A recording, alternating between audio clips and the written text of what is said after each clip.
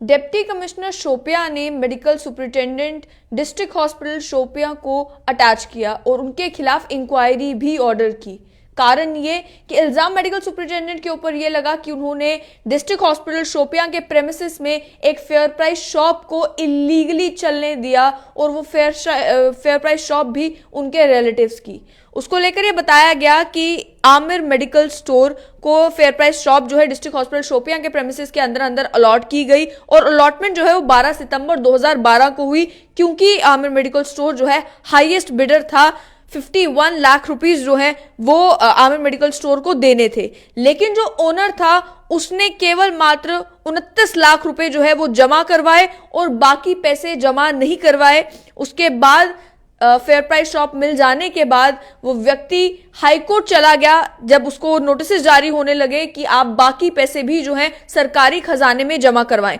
उन recovery notice पर stay लेने के लिए जब वो हाईकोर्ट पहुंचा तो इल्जाम जो डिप्टी कमिश्नर शोपियां का ऑर्डर मेरे पास है, उस ऑर्डर में ये लिखा गया है कि मेडिकल सुपरिटेंडेंट जो डिस्ट्रिक्ट हॉस्पिटल शोपियां के हैं उन्होंने फैक्ट्स को कंसील किया ताकि जो ऑफेंडर है, यानी कि जिसके पास फेयर प्राइस शॉप है, जिसे मेडिकल सुपरिटेंडेंट का रिलेटिव बताया जा रहा है, ताकि उसको स्टे ऑर्डर मिलने में आसानी हो। फिर ये कहा गया कि फेयर प्राइस शॉप का जो टेन्योर था वो 5 साल का था। अगर 12 सितंबर 2012 को fair price shop Aamir medical store को अलॉट हुई थी तो ऑर्डर के मुताबिक 12 सितंबर 2017 को पीरियड खत्म हो गया था, टेन्योर खत्म हो गया था। लेकिन ना ही medical superintendent district hospital Shopian ने, ना ही उनके प्रेडिसेसर्स ने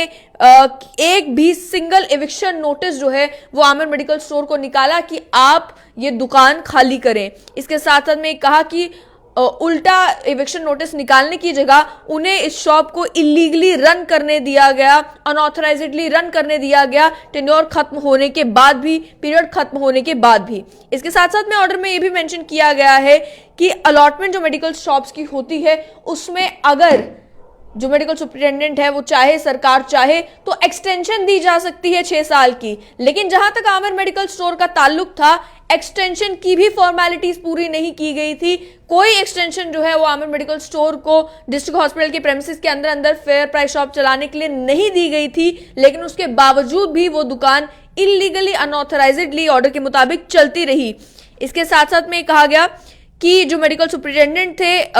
उन सबको मालूम था कि ये दुकान यहाँ पर चल रही है, वो प्रॉपर प्रोसीजर अडॉप्ट कर सकते थे अगर एक्सटेंशन देने की भी जरूरत थी, लेकिन ऐसा भी नहीं किया गया और इविक्शन नोटिस भी जारी नहीं किया गया। इसके साथ साथ में ये कहा गया कि जो बैलेंस अमाउंट था, जो 21 लाख रुपए आमिर मेडिकल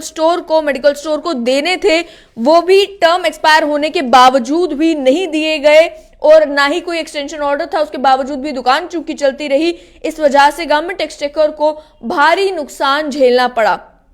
ऑर्डर में यह भी मेंशन किया गया है कि जो ऑफिसर है वो, क्योंकि जो दुकान के ओनर है उनका रिलेटिव्स है, इसके चलते मेडिकल सुपरिटेंडेंट की पोजीशन का गलत इस्तेमाल करके अनड्यू एडवांटेज रिलेटिव को दिया गया। इसके साथ साथ में जो इलीगल तरीके से ये बिजनेस चल रहा था, इस वजह से काफी ज्यादा नुकसान जो है वो अस्पताल को भी और सरकारी एक्सचेकर को पहुंचा है। और इविक्शन नोटिस को लेकर भी ये कहा गया कि वो मेडिकल शॉप ओनर जो है वो कोर्ट में जाता गया और इविक्शन नोटिस के ऊपर भी स्टे लेता गया। कारण ये कि जो फैक्ट्स थे, जब ऑब्जेक्शंस फाइल करने की बारी आती है तो मेडिकल सुपरिटेंडेंट ने कोर्ट के सामने फैक्चुअल पोजीशन नहीं रखी, फैक्ट्स को कंसील किया, जिस वजह से मिसमैनेजमेंट के इल्जाम उन पर लगाए गए हैं। साथ ही साथ जन औषधि केंद्र जो डिस्ट्रिक्ट हॉस्पिटल शोपियां के अंदर है वो कंप्लीटली डिफंक्ट हो गया मेडिकल सुपरिटेंडेंट के नेतृत्व के अंदर अंदर, ये भी इस ऑर्डर में कहा गया है। साथ ही में ये कि इस इलीगल ऑक्यूपेंट को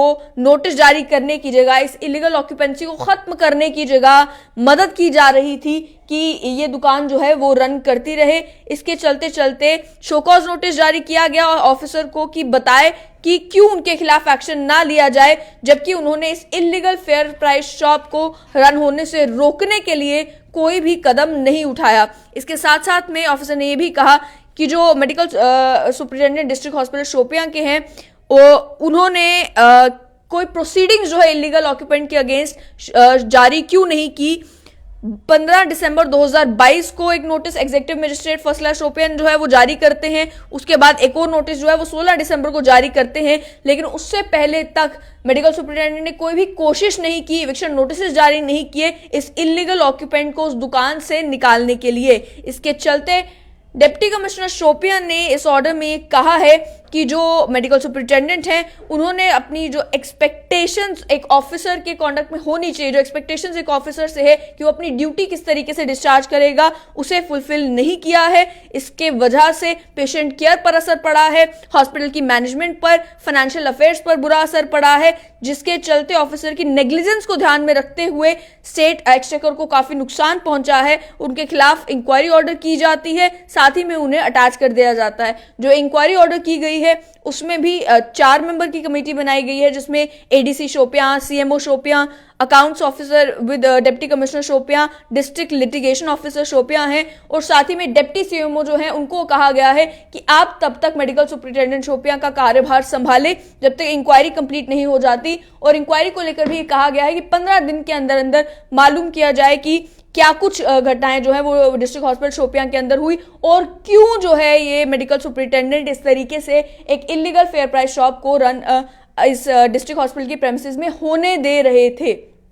साफ तौर पर ये कि डिप्टी कमिश्नर ने ये जो डिटेल्ड ऑर्डर निकाला है, इस डिटेल्ड ऑर्डर में बार बार ये कहा गया है कि किस तरीके से जो मेडिकल सुपरिटेंडेंट खालिद अब्बास थे, जो डिस्ट्रिक्ट हॉस्पिटल शोपियां में एज ए मेडिकल सुपरिटेंडेंट काम कर रहे थे, उनके ही क्लोज रिलेटिव को जब ठेका मिलता है कि वो जन औषधि केंद्र में वहां पर अपना मेडिकल स्टोर चलाएं, तो टेन्योर पूरा होने के बाद भी एक तो वो स्टोर चलता रहता है, और दूसरी बात ये कि जितना अमाउंट उन्हें सरकारी खजाने में जमा करवाना था उसका आधा अमाउंट वो जमा करवाते हैं और लगभग 20-21 लाख रुपए वो जमा नहीं करवाते। कोर्ट चले जाते हैं स्टे लेने के लिए, और कोर्ट में स्टे केवल मात्र इस वजह से मिल जाता है क्योंकि जो मेडिकल सुपरिटेंडेंट है वो पूरी फैक्चुअल पोजीशन कोर्ट के सामने पोर्ट्रे नहीं करते और चीजों को कंसील कर देते हैं, फैक्ट्स को कंसील करते हैं, जिस वजह से अनड्यू एडवांटेज जो है उन्हीं के रिश्तेदार को मिलती है। ऐसा इस ऑर्डर में कहा गया है।